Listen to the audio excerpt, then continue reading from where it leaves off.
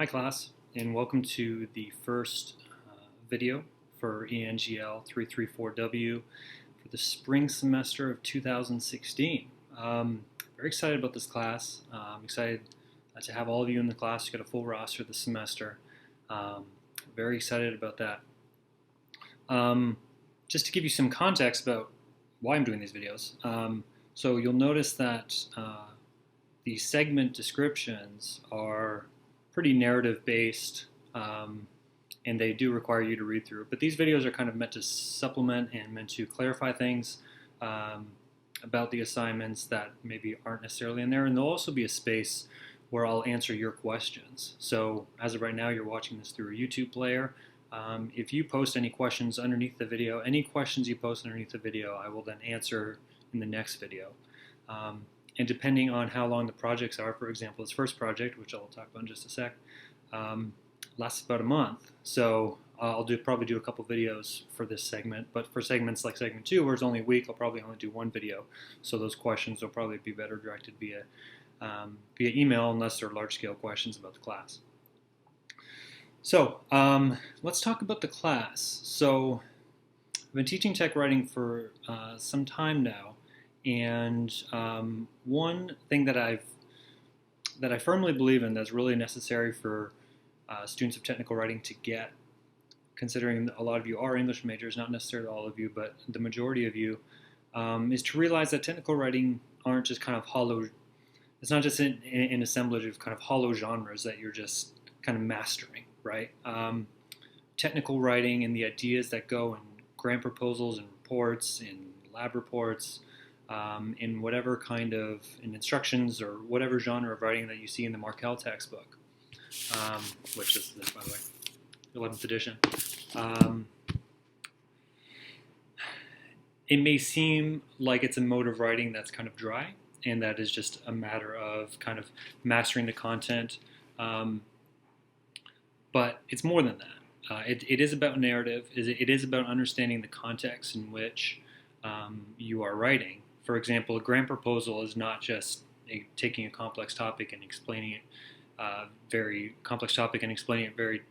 simply to an interdisciplinary panel or board, which it kind of is in part, but it's kind of more understanding about how that research is taking place and then how it's going to contribute to the future. So even there's a narrative structure in there. So that is why you guys bought this, The Alchemy of Air by Thomas Hager. It's a narrative, it's a good read, it's really good science writing, and it's a fascinating story. But it also helps kind of situate the projects. And segment 1 is a good example of this. I've taught instructions and descriptions and processes, and that's a common genre, like I said in the write-up, that you get in most tech writing courses that you get, right? Because a big part about technical writing jobs is instructional documentation. Although it is kind of dying down. But anyways, regardless, it's a common genre, it's a trope, it comes up in all tech writing textbooks.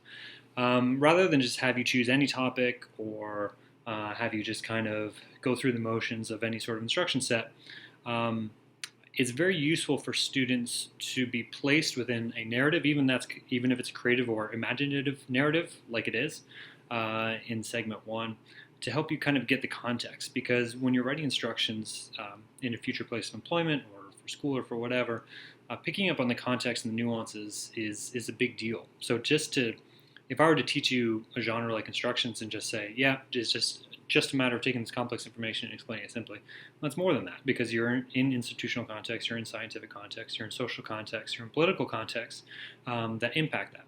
So that is why I'm placing the technical writing genres in a narrative. So for you English majors, that's probably a bit, you probably feel a bit more at home because you understand storytelling, you understand the importance of context, of character, of themes, of audience, right?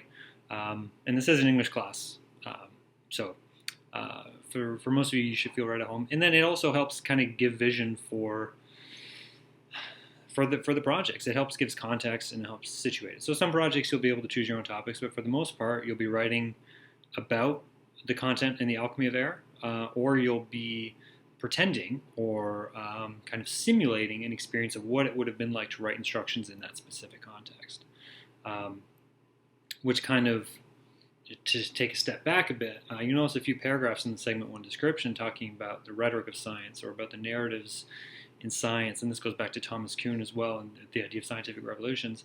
As much as those we want to view scientific knowledge as empirical, and we want to view it as external to humans in the way we speak, in the way we discourse, in the way we build community, but ultimately that's impossible. Because the way you conduct scientific experiments, the way you communicate the experiments, the way you even arrived at your sort of rationale or logic happens through language.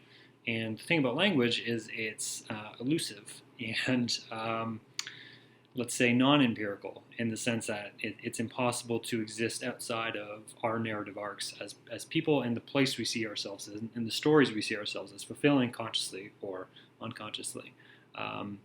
So you'll notice a few footnotes there that kind of relate back to the kind of larger assumption I'm bringing, is that you can't really understand science writing or scientific communication outside the lens of narrative, because as humans we are always on trajectories in one way or the other, and we are always a part of something larger.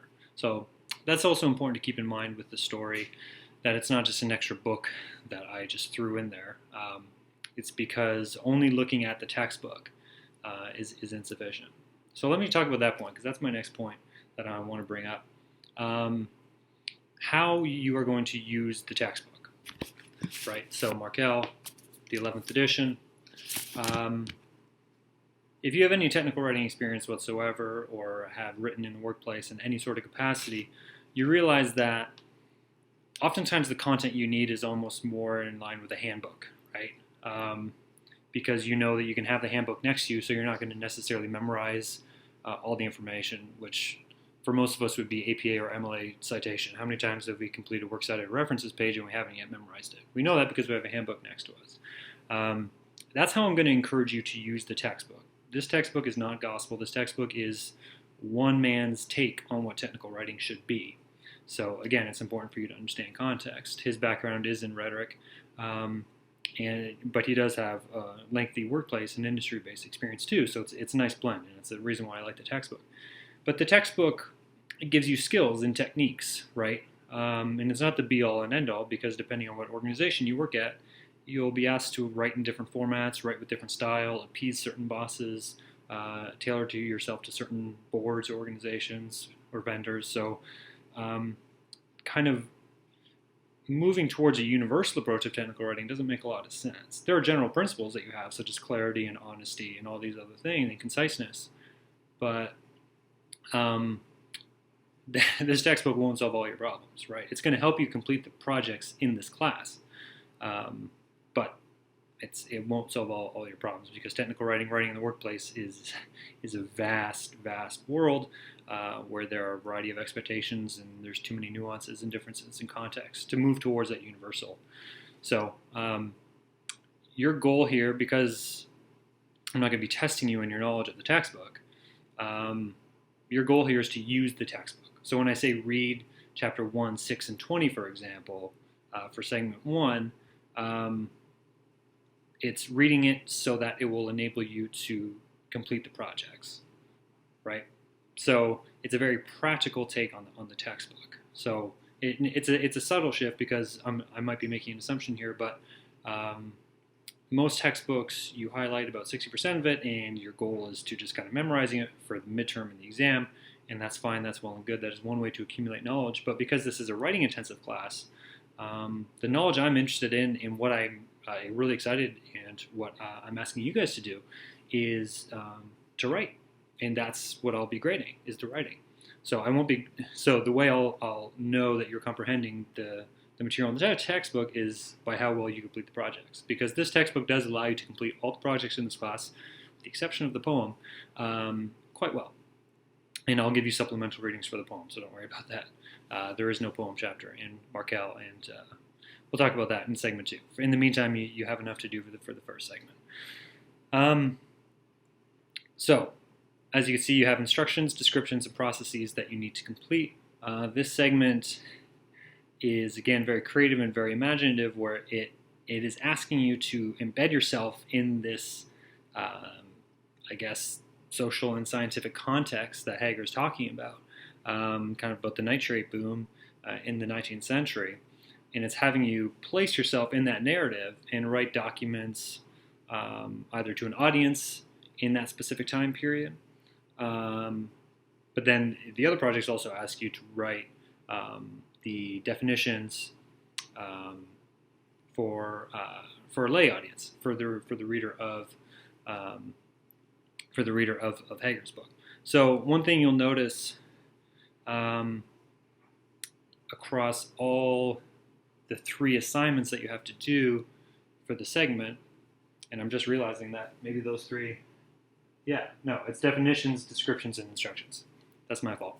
I went back and forth with those 3 terms and across all documents because a lot of the words are interchangeable. So sorry, that's definitions, descriptions, and instructions, which is what it is on segment. So this chalkboard behind me, you can just pretty much ignore. You're moving in and out of different rhetorical situations in each one. So in one situation, you have to create a definition list or a glossary of the reader of Hager's book. In another, you have to write an instruction manual to an American adventurer in Peru in the late 19th century. So what it's doing is it's assessing your ability, or the dexterity, the rhetorical dexterity, I guess you would call it, to enter in and out of multiple rhetorical situations and to write for specific audiences. And the reason why technical writing takes place in the English department and why it's taught by someone with a rhetoric background like myself is because technical writing genres, even instructions, are rhetorical documents. And I mentioned that in the segment 1 description. They are audience-centric. So the reason why you use plain language, the reason why you use multimodal approach to communication, which is text and images, is all dependent upon the audience. And that is the first principle in rhetoric, is that your message needs to be tailored to your audience and is only rendered or assessed as effective if it meets the audience's needs or expectations. So in that sense, technical writing is inherently rhetorical, and it's inescapable, regardless of how people want to take it out of its rhetorical underpinnings. Technical writing as a field stems from the rhetorical tradition, and especially in scholarship. You can't take it out of that. You can't take it out of awareness of audience. And ethics and argument and word choice and discourse communities and all these other things that rhetoricians and people who study and practice rhetoric concern themselves with. So that explains why there's narrative. That explains kind of my approach to the class, which is what I want to do with these videos. Is it's kind of adding another layer of interpretation in lieu of a lecture from a face-to-face class to get it from my mouth to help explain or situate these projects a bit more. So you have a full month for this project. There's no getting around it. It's a lot of reading. It's an English course. There's no exams. So in lieu of that time, you're spending a lot of time writing and a lot of time reading, which, again, English course. So I'm not going to be too apologetic about that, but I do want to be upfront about that. So I would encourage you to start reading Hager's book first. That would be my approach. And in the segment, I actually do give suggestions about how you could approach the readings. And I would make note, through the introduction in chapters 1, 2, 3, 4, make note of the terms and definitions that he's using, specifically the italicized ones, because you're going to have to return back to those. So if you can make note of those and notate those in the margins and create some sort of nice marginalia along the edges of your book, that would be great to help you, to save you time when you go back. Because I also want you to understand the story, right? I don't want you to read it just to identify definitions and move on. You do have to put yourself in the story a bit to complete the project. So I would advise doing that. And also look at the specific moves that he makes when he talks about science, essentially, which is most of the book. So moves that he makes, he explains very complex processes, scientific processes, in paragraphs at a time, 1 paragraph, 2 paragraph. And we kind of take that for granted. Good science writing is, we kind of take for granted, but it's very difficult for a non-scientist or a non-specialist to understand scientific information and then communicate it in such a cogent and clear way as he does, which is another reason why I had you read the book. So even subconsciously, without you even realizing it, you're learning and you're internalizing ways to communicate science effectively, which is a big part of technical writing. But you're also being part of the story, and it's also kind of keeping your interest in attaching the genres and the projects that you see in Markel to something bigger. So that was my rationale. So that's all I really want to say. It's 15 minutes long. That's pretty typical. These will be 10 or 15 minutes, depending on how often I I do them, I'll give you a heads up when there's a new video. If you have any questions specifically about segment 1 or about anything in this video, if you want to comment below the video, I will either address them right away by responding or integrate them into the next video, which will be in a week or two time. See how you guys are doing. So it's an online class. It's work at your own pace for the most part within each segment. I'm not going to give all the segments right now because I don't believe that you should be able to complete all the segments whenever you want. There is a sort of scaffolding that I'm trying to build here, so I ask that you respect that. So the first 4 weeks, you guys can do things as quick or as slow as you really want, but I do suggest a schedule there in the segment description. So I hope to chat with some of you guys online. If you guys want to set up a Skype appointment, I am at home most days, especially since I have a 1-month-old newborn here at home. So I will be here and awake at irregular hours. So let me know if and when you want to Skype to talk about the project or to get some more context with the class or whatever you want. I'm here. Don't be shy. I'm sitting here anyway. I have office hours from 5 to 7 if you want to schedule a Skype on Tuesdays. If you want to schedule a Skype during then that works too. So let me know if you have any questions. Send it via email, and happy reading.